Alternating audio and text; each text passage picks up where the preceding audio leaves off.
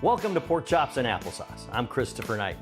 Last week I was out doing some errands and Kara texted me, asked me if I could pick up a dozen eggs. And I remember thinking to myself, no problem, I got this.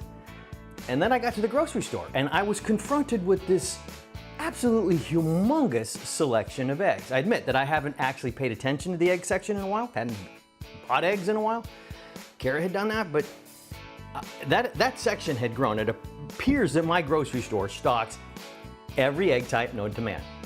But if you don't have a real good understanding what the differences are, how do you pick an egg? So, years ago, many people, if not most households, used to have chickens.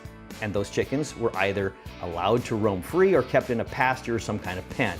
This pen and pasture model was not just cage-free, it was free range long before it became fashionable. So why did egg farming change? What led to caging chickens to produce eggs?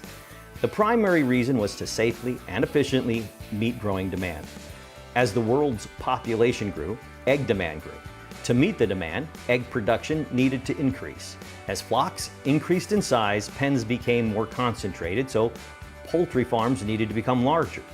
Pen and pasture poultry farming doesn't scale easily, requiring more and more land area, and with more land area, egg farming efficiency continually decreases. The larger the flock, the more difficult it is to oversee and care for. The larger the outdoor flocks are, the more vulnerable they are to environmental exposure and disease, which leads to increased mortality. The larger the land area, the more eggs are lost as they are apt to be laid anywhere, so finding them becomes more difficult. All of this leads to a decreasing egg yield per hen.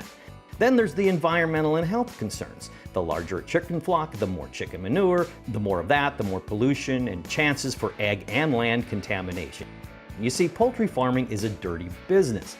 The more you can control the dirt, the more you can ensure a consistently uncontaminated and healthy egg and farm. Now, chickens are also omnivores. When raised outside, in a pasture or a pen, they eat seemingly everything. Seeds, leaves, berries, nuts, weeds, worms, beetles, bugs, small snakes, and believe it or not, mice. The indoor cage system also overcame a number of other common issues confronted by pen and pasture poultry farming. Flock protection, better nutrition management, more sanitized egg production, improved food safety, and automation of egg collection. This is Christopher Knight for Pork Chops and Applesauce.